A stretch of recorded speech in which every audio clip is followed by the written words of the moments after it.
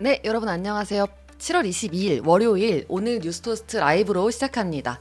저희 오늘 라이브에는 라이브로서는 첫 번째 전문가를 모셨고요. 여러분들 너무너무 많이 궁금해하셨던 채권 투자 전문가 분이십니다. 이기원 매니저님 모셨습니다. 반갑습니다. 네, 반갑습니다. 여기 이제 카메라 보시고도 안녕하세요. 네, 안녕하세요.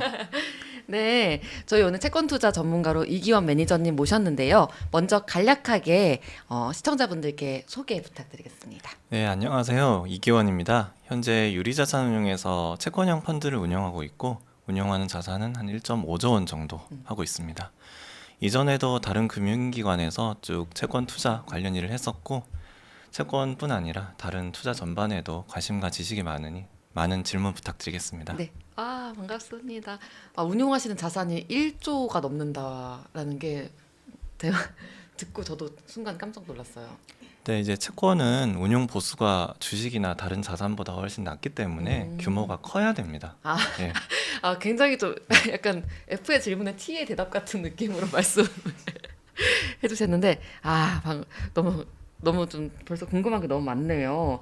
그래서 저희 오늘 사실 질문을 제가 먼저 조금 여러 가지를 좀 준비를 했고, 그리고 저희 유튜브 커뮤니티에 댓글로 질문 달아주신 감사한 우리 시청자분들의 질문도 넣어 놓았어요. 그래서 차근차근 일단 본론부터 한번 시작을 해보도록 하겠습니다. 일단 지금 우리나라 세금 제도 하에서 채권이 가장 큰 장점을 가지는 거는 절세 효과인데 이 절세 효과를 누리려면은 이자랑 배당 소득이 연 2천만 원을 넘는 과세 대상자일 때 이게 제일 효과가 크기 때문에 아무래도 사회 초년생들이 금융자산이 그렇게 많지는 않을 거잖아요. 그래서 그런 부분은 누릴 수 없을 것이다.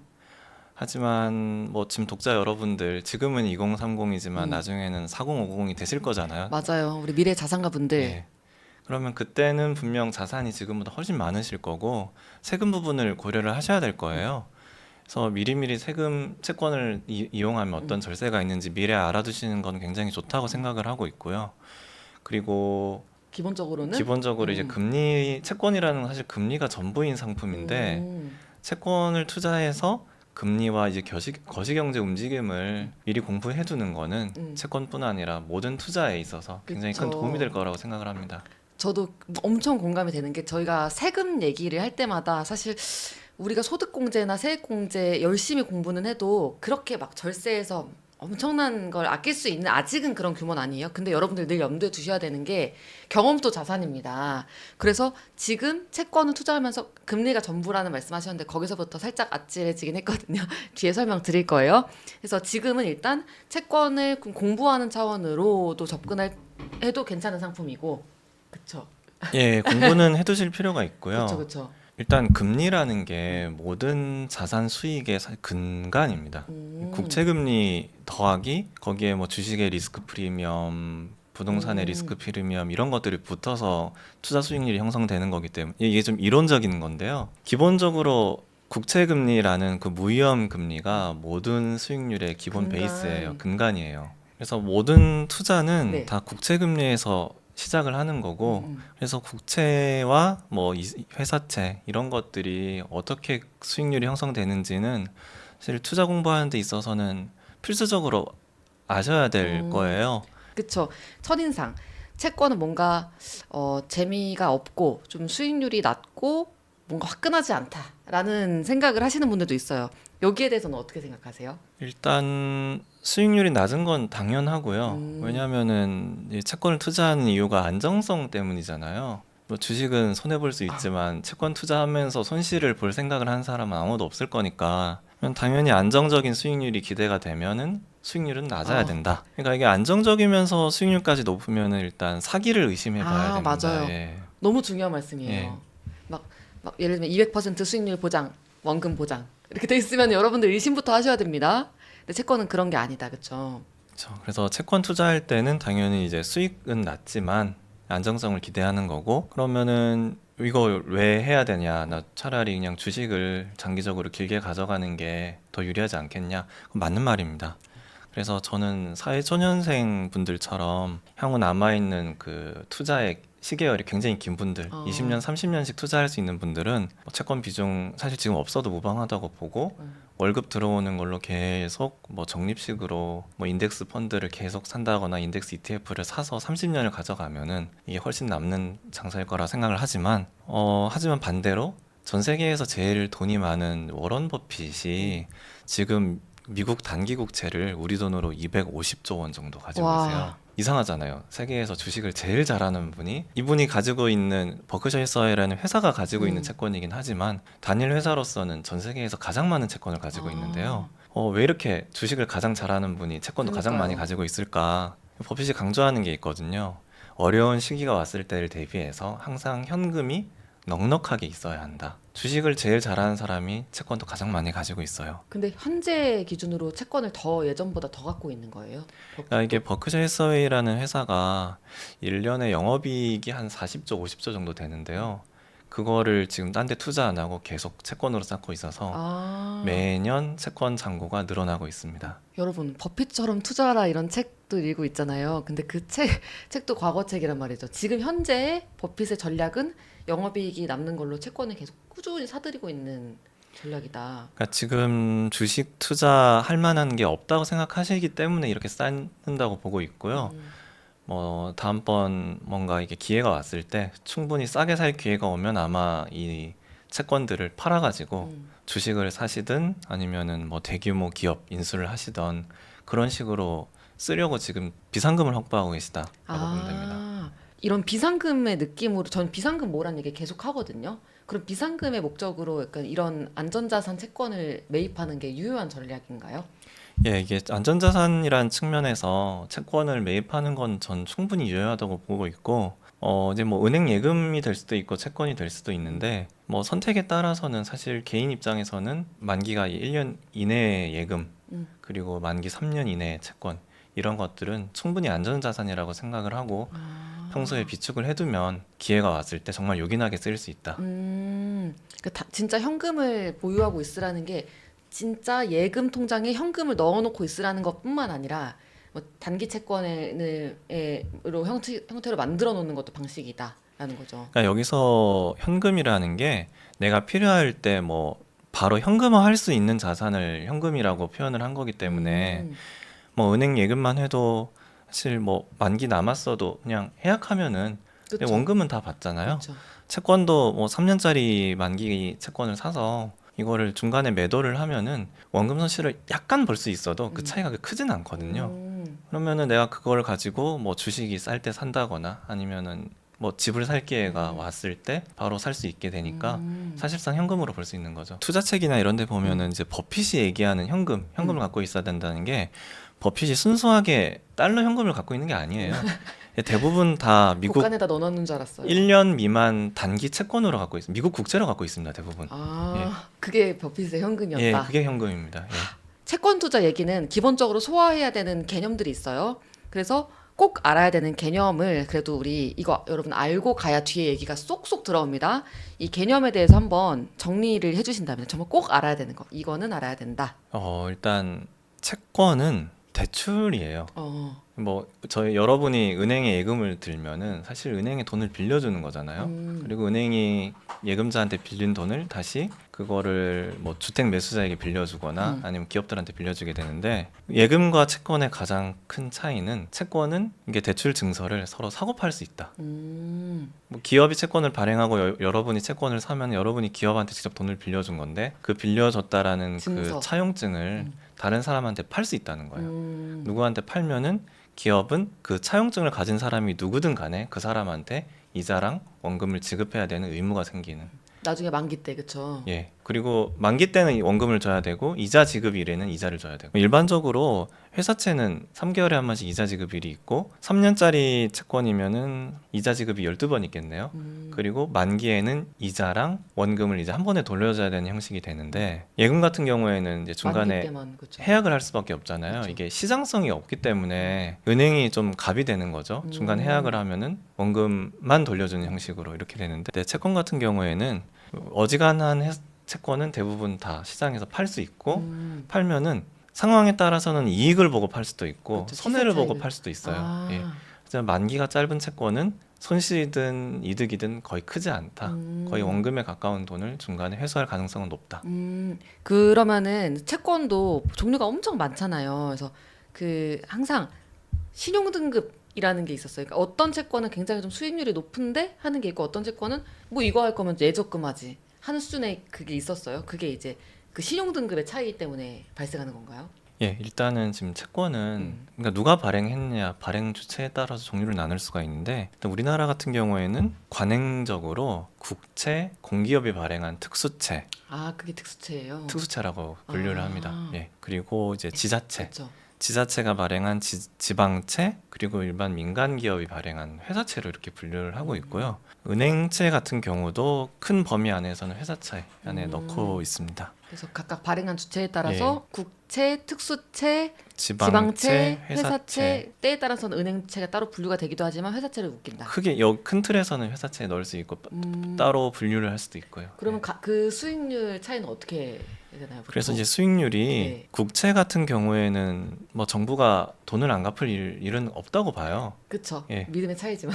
예, 뭐 믿음의 그쵸. 차이지만 그래서 국채는 무위험 채권으로 보고 아, 이제 국채 수익률을 무위험으로 보고 그 위에 이제 층층이 쌓이는 거예요. 특수채에 이제 포함되는 것들이 이제 한국전력, 뭐 한국가스공사. 사실 한국전력이 돈을 안 갚으면 어떻게 되겠습니까? 나라가 큰일 나죠. 스탑되겠죠. 예. 근데 뉴스에 되게 안 좋은 얘기 많이 나오는데 요즘에. 그러니까 한국전력이 뭐 부채가 많다 이런 뉴스가 나오지만 사실상 채무불이행 위험은 제로라고 보셔야 됩니다. 아, 왜냐하면은 한국전력이 만약에 뭐 이자를 안 갚았다 하면 이게 채권이라는 것은 안 갚는 순간에 부도가 나는 거예요, 회사가. 회사가 배당을 안 주는 건 사실 법적으로 문제가 없어요. 투자자들은 열불이 나겠지만 여러분한테 배당을 안 준다고 해서 경영진이 문제가 되거나 회사가 경영상 문제가 될 일은 없는데 망했다라고 할 만한 그런 건 아닌데. 채권이 원리금을 안 갚으면은 모든 금융거래가 그날부터 그냥 올스탑됩니다. 아, 마치 이제 개인의 경우에도 뭔가 예. 신용카드를 대금 못 갚거나 대출 못 갚아서 신용 불량자 되는 것처럼. 그래서 정확한 개념이고 그래서 예를 들면 뭐 한국전력이 이자를 안 갚았다. 그러면 그날로 모든 거래가 올 스탑이고 해외에서 뭐 원유를 수입해 온다거나 이런 것도 할 수가 없게 돼요. 그러면은 전력을 생산할 수 없다는 얘기인데 한전이 전력을 생산 못하면은 삼성전자 멈추겠죠, 하이닉스 멈추겠죠. 어, 그리고 울산에 있는 정유회사들 그냥 다 올스탑이고 다 빨간불 드는 예, 거네요. 그럼 대한민국 자체가 멈추는 거기 때문에 네. 이런 일이 있어서는 안 되기 때문에 이런 회사들은 법으로 정부가 원리금 지급을 지원할 수 있다라는 한전법이 따로 있어요. 아, 한전법이 따로 있어요? 예, 따로 있어요. 관계법령이 따로 있습니다. 그래서 필요에는 정부가 바로 유사시 지원을 할 수 있도록 관계법령이 정비되어 있기 때문에 부채가 뭐 30조, 40조라도 필요시에는 언제든 정부가 투입할 수 있도록 법적 근거가 마련돼 있어서 특수채는 사실상 정부보다 조금 더 위험한 정도로 생각하시면 됩니다.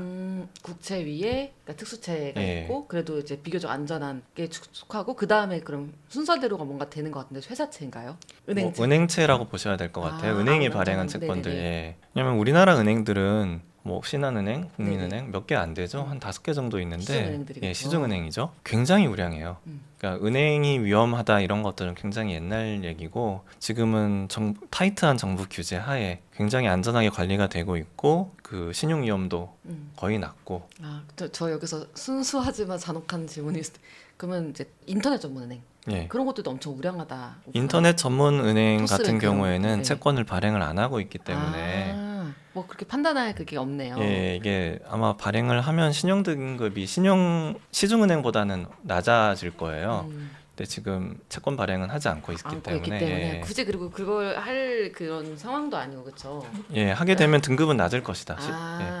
그래서 여기서 한 가지 개념이 또 튀어나오는데 신용등급 나의 신용등급만 생각하고 나 요즘엔 신용 점수제인데 나 1등급이야 나 뭐 1000점이야 이런 식으로 얘기를 했는데 이게 채권의 세계로 넘어가면 회사들의 신용등급이 있다는 것도 알게 돼요. 회사도 신용등급이 높을수록 좋다? 근데 이게 투자자 관점에선 그런 건 뭐 어떻게 봐야 되나 신용등급을? 신용 등급이 높을수록 안전하다. 안전하다. 근데 높을수록 좋냐는 또 다른 얘기예요. 네. 왜냐하면은 등급이 높으면은 그만큼 금리가 낮기 때문에 그 적정한 밸런스가 중요한 것 같아요.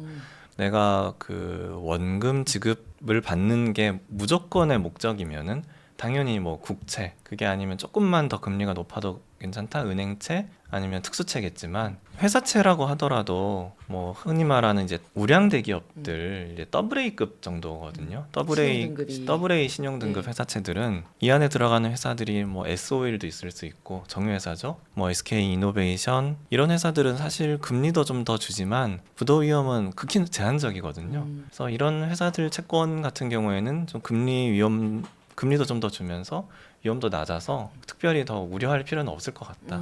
예. 그 약간 그래도 신용등급이 너무 높으면 어쨌든 금리가 그렇게 막 예적금하고 크게 차이가 안 날 수도 있지만 그러니까 적정하게 신용등급이 너무 떨어지지도 않으면서도 예적금보다는 수익률이 조금 생길 수 있는 그런 기업들의 채권 는 괜찮다. 괜찮다. 채권이 주식보다 종류가 훨씬 많습니다. 아, 예.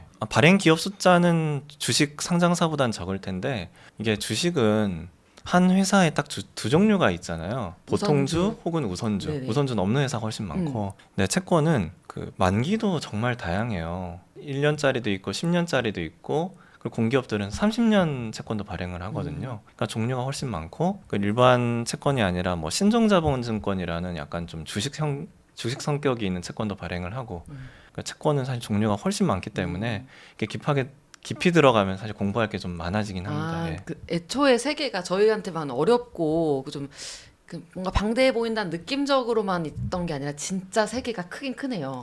일단 발행 잔액이 네. 주식 시가총액보다 채권 발행 잔액이 커요. 음, 전 세계적으로 그래요. 지금은 이제 최근에 주가가 너무 많이 올라가지고 21년도에 채권 발행 총액이 한 120조 달러 정도였어요. 그전 세계적으로. 달러가 붙여지면 또 이제 예. 공다다닥 붙잖아요. 120조 달러였고 그 당시 주식 시가총액이 한 100조 달러 정도였으니까 아, 원래 통상적으로는 채권 시장이 주식 시장보다 큽니다. 근데 최근엔 주가가 이제 미국 주식이 너무 많이 올라가지고 비슷해졌거나 등치가 조금 역전됐을 비슷해졌구나. 것 같긴 한데 아, 원래 일반적으로는 채권 시장이 주식보다 더 커요. 여러분 채권이 마이너가 아닙니다. 우리 채권이 채권 생각보다 엄청 크네요. 여기서 한번 댓글로 보내주신 질문들을 짚어볼게요. 장내 채권하고 장외 채권도 있는데 이거의 차이는 뭔가 장외 채권이 조금 더 위험한가요? 라는 질문이 있었어요. 장래냐 장외냐는 사실 위험이랑은 전혀 상관이 없고요. 아마 개인 차원에서 여쭤보시는 건 장내 네네네. 소액 채권 말씀하시는 것 같아요. HTS로 개인이 장내 거래를 할 수 있게 돼 있으니까 그 동일한 채권을 장외로도 할 수 있고 장내로도 할 수 있는데 개인 편의를 위해서 장내에서 개인 간 거래를 할 수 있게 그게 좀 시스템을 만들어 둔 거고요. 위험한 거랑은 전혀 상관이 없습니다. 근데 이제 주의하셔야 될 네네. 게 그 장내 소액 채권으로 거래를 하시게 되면은 가격 형성되는 게 사실 개인 입장에서는 이 금리가 이게 적정 금리인지 아닌지 판단하기 모르죠. 쉽지가 않을 수 있어요. 네. 예. 그냥 상대방이 이게 잘 구슬리면은 높게 비싸게도 살 수 있는 거죠. 그러니까 이게 주식처럼 그 매수 매도자가 이렇게 호가갭을 형성해가지고 거래를 하게 돼 있어요. 거래가 막 장내에서. 일어나면서 적정 가격을 만드는데 그러니까 주식처럼 거래가 활발하진 않은데 어쨌든 매수 매도가 이게 층층이 쌓이면서 거래가 될 수가 있는데 그 거래 금리가 적정 금리인지는 사실 채권은 좀 판단하기가 쉽지가 않아서 개인 입장에서는 저는 이것도 그냥 하실 거면은 ETF 하시라. 아, 예. 그러니까 채권을 잘 아시면 상관이 없는데 의외로 이 가격이 실제 그 적정 가격에서는 어웨이 될 수가 있다. 예. 근데 계속 말씀이 나왔던 게 이제 ETF로 채권에 접근하는 게 좋다 여러모로. 채권 같은 경우에는 유동성이 있다고 말씀드렸지만 그것도 종목마다 편차가 큽니다. 국채 같은 경우에는 유동성이 높은 편이고 이제 회사채로 내려오면은 저등급 회사채일수록 거래가 쉽지 않은 경우가 있는데 특히 개인 같은 경우는 그거를 사고 팔고 하기가 쉽지 않은데 ETF를 투자하게 되면은 ETF를 운용하는 자산 운용사에서 그 거래를 대신 다 해주기 때문에 여러분은 편하게 ETF만 그냥 매매를 하시면 되고 제가 미리 말씀드리는 게 저는 ETF랑 아무 이해관계가 없습니다. 아무 이해관계 없습니다. 예, 제가 여러분. 다니는 회사는 ETF가 없기 때문에 저는 어떤 이해관계도 없다라는 점을 미리 말씀드리고 그럼에도 불구하고 제가 봤을 때는 개인이 투자하기에는 ETF가 되게 합리적인 상품인 것 같아요. 그렇죠, 예. 그렇죠. 이런 질문들도 있었어요. 저희가 단기채는 몇 년 정도를 단기라고 하나요? 그거 이제 명확한 개념 정의가 없어요. 그러니까 상대적 단기네요. 근데 제가 들어갔을 때는 3년 정도면 단기채일 것 같아요. 국채 시장에서는 단기물이라고 하면 1년 이내를 단기라고 봐요. 근데 제 생각에 개인 투자자 입장에서는 3년 이내면은 단기라고 보셔도 될 것 같아요. 예. 자, 이제 그래서 개인이 투자하는 방식에 대해서 또 언급을 해주셨는데 ETF, 채권형 ETF가 굉장히 다양하게 있는데 이 ETF 외에도 어떤 식으로 채권을 투자하는 방식들이 있을까요? 일단 가장 기본적인 건 직접 사는 거겠죠. 원래 전통 방식에 예. 그걸 갈 것이지. 그쵸? 전통 방식이죠. 이제 개인이 채권 직접 사시려면은 증권사나 은행 이제 지점 가서 음. 거기도 이제 채권 리스트가 있을 거예요. 자기들이 파는 리스트가 있을 거고 거기서 골라가지고 사면 이제 계좌에 뭐 한국전력 몇 번 아니면 국채 어떤 거 이렇게 이제 넣어줄 텐데 이 방식의 가장 큰 단점은 수수료가 좀 비싸다. 가서 하는 게 그쵸? 가서 하면 수수료를 좀 많이 받는다. 음. 장점은 어쨌든 내가 직접 실물 채권을 보유하게 돼서 아. 내가 뭔가를 가지고 있다라는 거를 직접 눈으로 볼 수 있다. 아, 만족감, 그 실물에 준 만족감. 그리고 확인을 할 수 있고 음. 그 개별 채권의 그 평가 가격이 움직이는 거를 어쨌든 직접 확인할 수 있다. 비대면으로도 실물 채권 사실 수 있어요. 아, 예. 배송이 오나요? 사실 전자로 배송되는 거니까 배송이 맞기는 하죠. 아, 맞긴 맞죠. 예, 그 MTS나 HTS로도 지점 방문하지 않고 동일하게 거래가 가능하니까 아. 지점 방문하는 것보단 이게 수수료가 조금 더 싼 걸로 알고 있어요. 저는. 예. 그리고 지금 채권형 ETF도 다양하게 만들어 제시를 해주셨는데 먼저 이 리스트는 그 제가 그냥 시가총액 순위로 나열을 한 거예요. 그래서 제일 시총 큰 거부터 이제 나래비를 사는 거고 저 같은 경우는 이제 그 기관 채권만 하다 보니까 사실 정작 제가 채권형 ETF를 매매할 일은 직업적으로는 아예 없어요. 개인적으로 한 경우 제외하면은. 그래서 저도 이번에 그 설명을 해드리기 위해서 ETF 리스트를 한번 이렇게 뽑아봤더니 저도 놀랐어요. 네. 종류가 너무 많아서. 아. 100종이 넘더라고요. 이렇게 채권형 ETF가요? 예, 이렇게 많아졌을 줄은 저도 몰랐고 간접 투자로 구현 가능한 거의 모든 거를 다 구현을 해놨더라고요. 아까 질문하신 거 타이거 24-12 금융채 AA- 이상 AA- 이상이구나. 앞에 이 타이거는 미래에셋 자산 운용의 ETF 브랜드입니다. 브랜드 맨 앞에 있는 거 보통 예. 브랜드예요, 그렇죠? 24-12는 24년 12월 만기. 그리고 금융채 AA- 이상이니까 AA- 이상의 신용 등급을 가진 금융기관의 채권에서 만기가 24년 12월인 것만 집어넣은 거예요. 그럼 이런 종류의 ETF를 사게 되면은 24년 12월이 지나면 여러분한테 이거 만기 돌아온 거 현금으로 다시 돌려줍니다. 이 ETF 없어져요. 청산돼요. 그때. 아, 청산돼요? 예. 너무 재밌다. 그러니까 이게 개별 채권을 사지 않고도 만기에 돈을 돌려받을 수 있게 만들어 놓은 거예요. 아. 내가 어떤 ETF 안에 어떤 채권이 들었는지 궁금하시면은 이걸 네이버에 그대로 한번 쳐보세요. 나와요. 그러면은 아마 삼성자산운용 홈페이지로 연결이 될 거예요. 그리고 ETF의 운용사들이 해당 ETF에 대한 상세한 설명을 다 홈페이지에 공시하도록 법으로 돼 있어요. 법으로 돼 있어요? 예, 법으로 돼 있어요. 이게 공시는 의무사항이기 때문에 홈페이지에 그 ETF에 대한 정의 그리고 최근에 어떤 종목들을 담고 있는지까지 다 공시하도록 돼 있습니다. 아, 그래서 정말 관심 가시는 게 있으면은 한번 검색하시면 꼭 반드시 나오게 돼 있다라는 거를 말씀드리고, 그리고 지금 ETF를 상세하게 지금 2412 이것도 무슨 뜻인지 알려주셨는데, 이런 식으로 ETF 여러분들 읽으실 때는 끊어읽기 하면은 의외로 되게 모든 정보를 다 담고 있습니다. 그 ETF에. 송디디님도 저희 너무 신기하고 재밌는데요. 이름에서 어떤 상품인지 대략 알 수 있는 거네요. 라고 하시는데 맞죠? 그렇죠? 예, 맞습니다.